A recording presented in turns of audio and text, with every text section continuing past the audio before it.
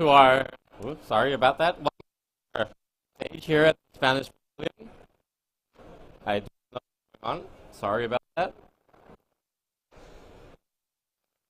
Welcome. It's not.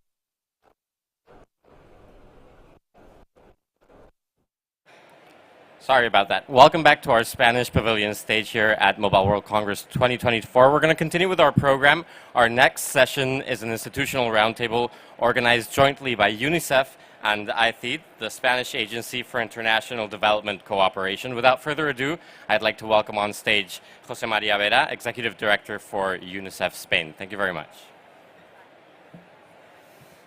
So thank you and welcome to this panel. I want first to thank Spain for inviting us in this space and welcoming from UNICEF. I want to give three quick messages as kind of opening, and then we will go straight into the panel. First one is that in all these booths in this Congress, there are many conversations about the future, about digitalization, about technology.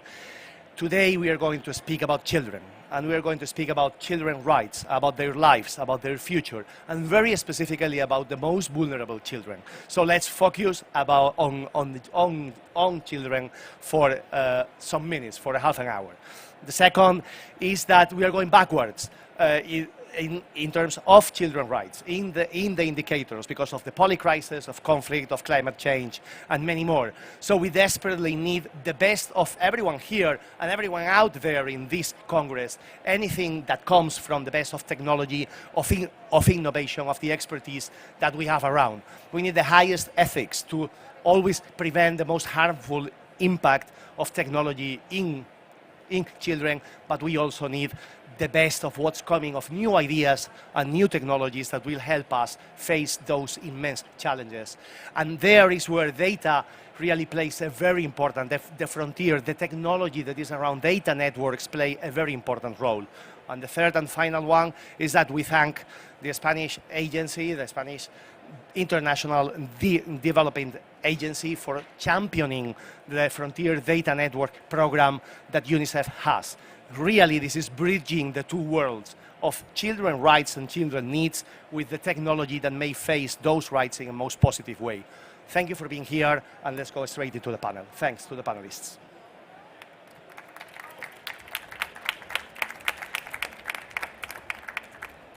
Thank you very much, José María, Chema.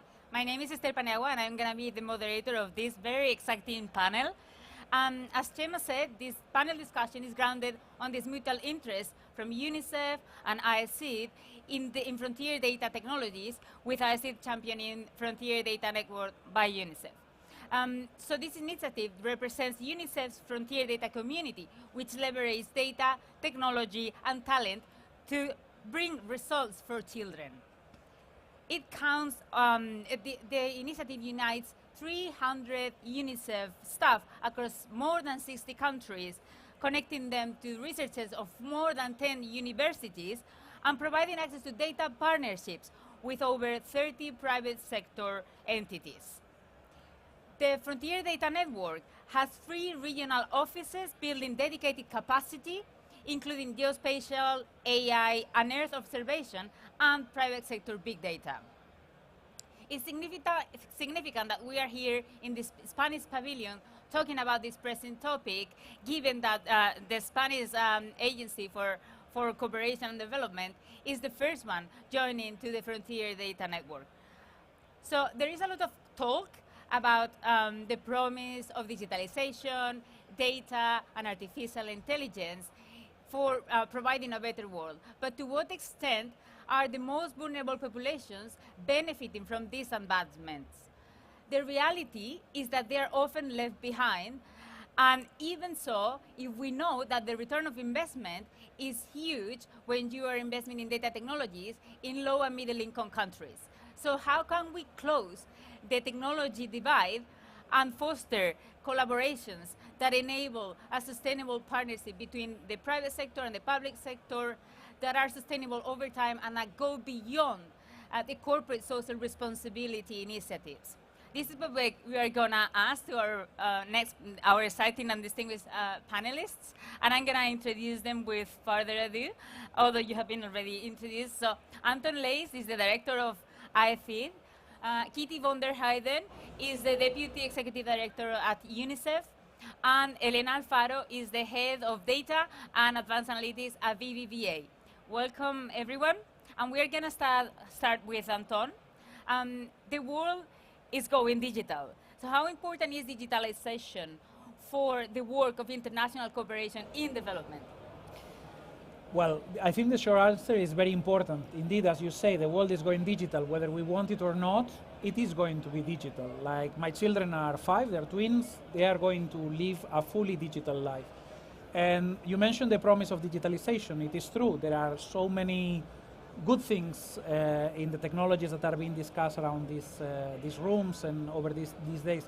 But there is also a digital future that is not that of a promise, that of inclusion, that of bringing everyone along. It's a digitalization in which some are left behind, where our human rights are not protected online and so on. So this is the choices that we have, and I think as humanitarian actors, as development actors, it is our role to engage in them. It's actually, we're also geeks. We were talking about this. We are development geeks, not digital geeks, so it's good that the two geek communities start talking to one another, because I think I hear lots of people here that want to change the world. And changing the world is actually our business. It has been for a while. We have been probably less successful than many of the startups here, but we need to join forces. So I think digitalization is very important for us I would say in three main ways. Number one, we want to shape this future digital world. For our democracies, it is not the same to have a digitalization that is human-centric, that puts human rights, that respects privacy and so on, our standards. Spain has been pushing in the EU a new AI Act that sets a good standard on governing artificial intelligence. Well, we want to share that with our partner countries. We want to shape a human-centric, inclusive, sustainable digitalization, a fair digital transition. Second, I think, and that's very close to our heart, we want to increase access. We want to make sure that everyone benefits. And everyone means the most vulnerable. And the most vulnerable are often children. There are many, many children in the world that I think is 1.3 billion children that do not have digital access. We need to reach them, and that's why we were working with UNICEF through Frontier Data Network, and another project that is Giga, that is based, has its beating heart here in Barcelona, working also with the private sector, because the startups here, the financial institutions, funding this digital transition is absolutely crucial to make sure that everybody has access to the promise of digitalization. And number 3, it's not just about the digital world, it's also about the non-digital world. The digital technologies can be an accelerator of other SDGs. And I think based on Frontier Data Network projects, whether it is to locate zero-dose children, which are those children that were not vaccinated because of the pandemic, where are these people? Data can help us. Whether it is about predicting climate adverse events. Kitty, ourselves as humanitarians, we're also overwhelmed in meeting the humanitarian needs of the world. We are looking at Palestine, we're looking at Ukraine. Those are clearly man-made conflicts. We're working also with our foreign policy to put an end to them, to prevent them in the future. But what about climate? Man-made as well, but it can be predicted. Using technologies, we can see where these events are going to happen, and we can address them before they become a burden for the humanitarian sector. So I would say, for all these reasons, what is being discussed these days in Barcelona in the Mobile World Congress is of course of relevance, and we need to a more digital development cooperation system, humanitarian system, harnessing the power of data or technologies. We love data, I can tell you. We produce a lot of data. That's a headline. We love data. We love data. Do we harness it? Do we use it for the benefits of communities? Probably we are still not there, and that's why we need the private sector, and we need like all the actors that are here in Barcelona over these few days. With that in mind, and very briefly, because we don't have a lot of time, do you think that Spain's data technology ecosystem can play a significant role in development efforts? I think it can and it should, and I think certainly this Giga project that I mentioned, that is based here in Barcelona, is very much, it has embodies, has the objective of reaching all schools in the world by 2030, make them digital, so giving all children in those schools access. This is run by UNICEF and the ITU that we are supporting, but it is at the very core of the business model. It is the partnership with the private sector, and it's been based here in Barcelona, because there's been a big push of the Spanish government to make it based here, Why? Because there is a big ecosystem here in Barcelona that can build big synergies with what it is that we want to build with UNICEF, with the ITU. Thank you very much. Kitty, how does UNICEF foresee data and other new technologies contributing to the development work? So I think Anton already mentioned a couple of things such as Giga, so let me focus, if I may, on the humanitarian side. Because for us, I mean, it's very clear, if there is no digital, there's no data, there can be no development. And in the humanitarian space, it is really about saving lives. It's here and now. So 30 years ago, when I was a humanitarian aid worker, we had to walk for days to get to the mountain where we had an earthquake. You run around, you scour which infrastructure is still standing, how many children are in need, we didn't know. And then you walk all the way back and you send a fax and say, God, we need tarpaulin, we need drinking water. Now what we see, and that is just amazing, you know, with satellite imagery, combined with rapid survey on the ground and social media, we're able to see damage as it happens, whether that is, you know, natural disasters, think the Libya floods or earthquakes in Afghanistan, whether that is man-made crisis. You mentioned Gaza and Ukraine. We are working together with the private sector, with data deliveries to interpret all those data, and we can actually see now which schools are damaged, which health facilities are still standing, which drinking water facilities are still working. So we're able to get supplies to people that need us in the here and now. And let's not forget that this is actually a field of work, unfortunately, that is growing exponentially, right? Last year, we were involved in 440 crisis situations around the world in 128 countries. That's what we're talking about. This year, we expect that there will be 300 million people that need humanitarian aid, whether it's man-made, climate, or natural disasters. And mind you, 10 years ago, in 2015, that was only 78 million. So that is the rapid expansion. That is why we rapidly need to expand access to data. And that's why we're so incredibly grateful to the government of Spain that we're working on the Frontier Data Network. Because without that partnership, private sector, academia, and ourselves, we are unable to interpret those data. It doesn't stop with orbit, right? It is, what do those data tell us? That's where private sector and academia come in. And then in-house, in UNICEF, how do we work with these data? What does it tell us? And how do we connect those data to the right policy decisions? That's what Frontier Data Network allows us to do. Without the Spanish support, children would be dying, children would not be getting the aid that they need, that we've promised them as a world community. So we very much value our partnership beyond everything we do in the development space in the humanitarian aid sector. It is vital. What are the most present challenges for this work that the Frontier Data Network aims to address and do? Look, I think the most pressing challenges is having aid reach in time or ahead of time, right? As Anton was mentioning, you can now, with AI, satellite imagery, and combining that with machine learning, predict and get ahead of the game when it comes to floods, when it comes to droughts, and how that leads to crop yields that are failing and malnutrition. So we can actually pre-position our supplies well ahead of the game and save children's lives, save costs before it happens. And that's the power of big data, but the power of big data only works if you work in partnership across the UN with public sector, private sector, and academia. And that's the ecosystem that the Frontier Data Network really brings to us and therefore to humanity. Thank you very much. And that brings us to our next speaker, Elena, from the private sector, from a bank, BBVA. You have led the efforts of the BBVA of digitalization. If you had to do it again, what would be the one thing in which you will focus or do something differently? All right, so the digitalization is not an endpoint for none of us. It's a journey, it's a path that we are still there, and we will be there for long, I guess.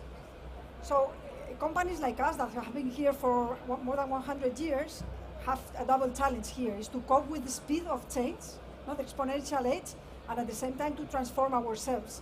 And I guess that many NGOs are in the same situation. So we need to do, it's not the same as with a digital native company that they just have to cope, no? So to say.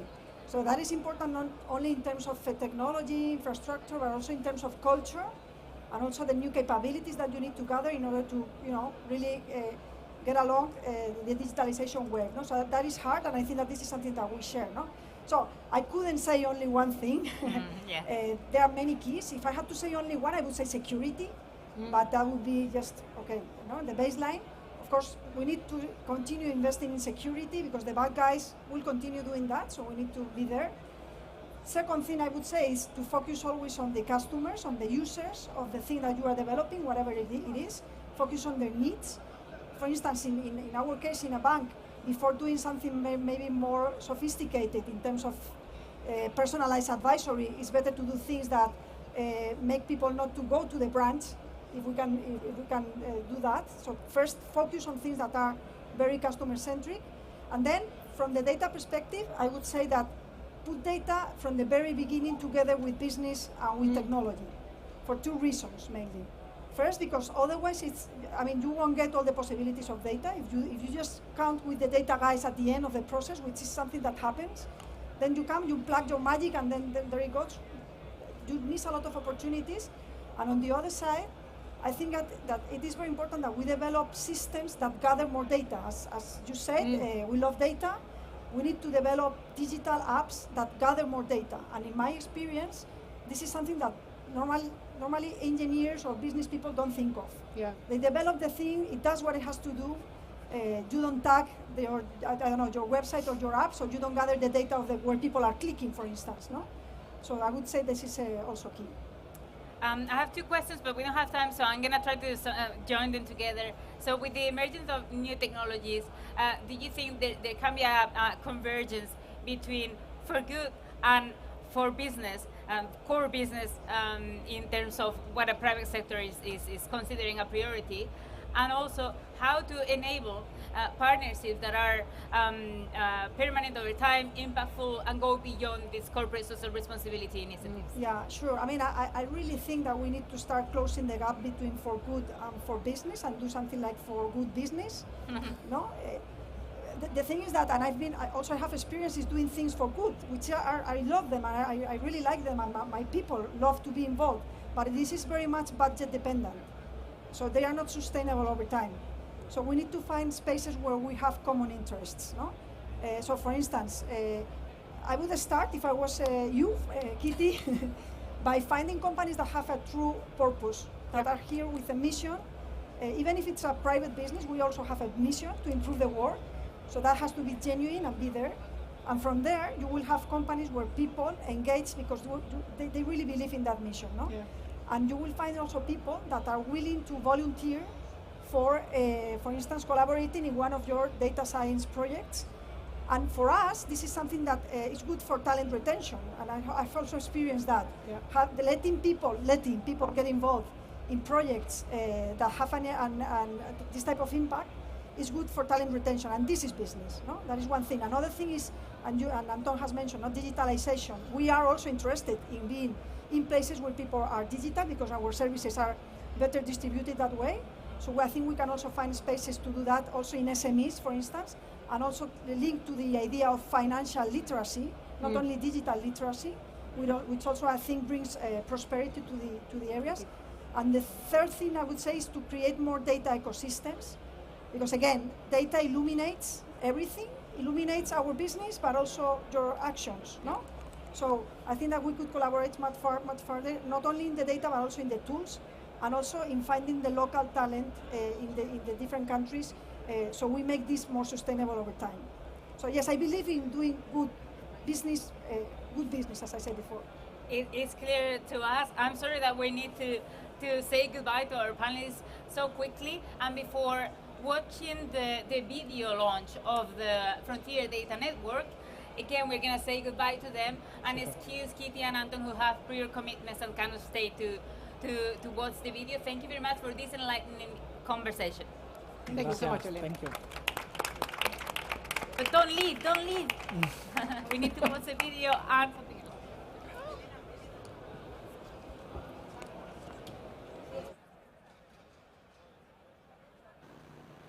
Is the video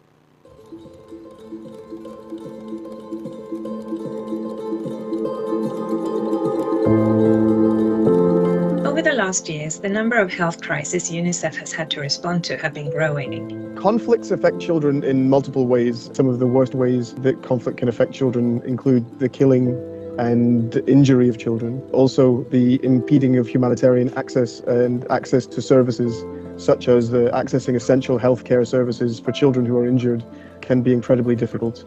As the world becomes more complex, as conflicts become more complex, there are always new challenges all the time in every new humanitarian setting that require new thinking for us to work together to overcome these.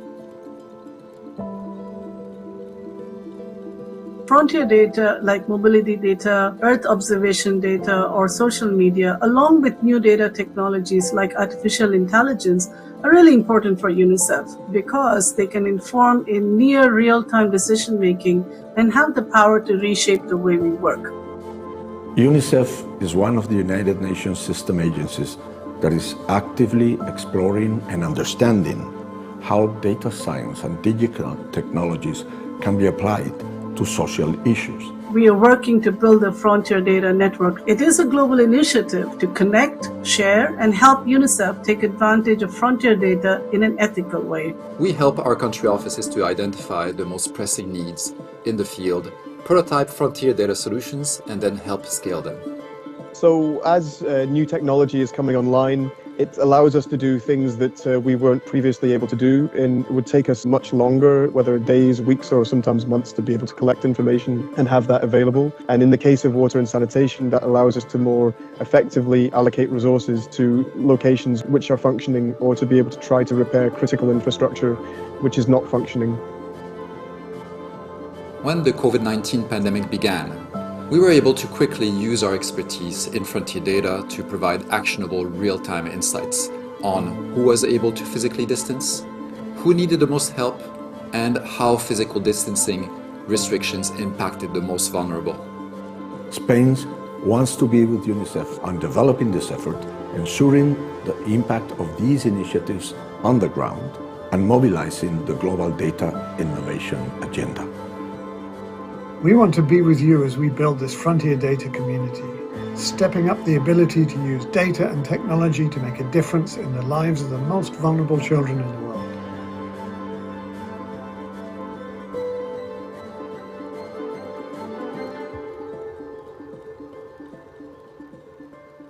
About Frontier Data Network and see a live demo of these technologies in action, and also ask more questions, I encourage you to visit the booth, UNICEF booth at Hall 6. The exact number is 6F23, and there will be a demonstration and a presentation about using these frontier data technologies for emergency response at 4:15 p.m. Thank you very much for staying with us.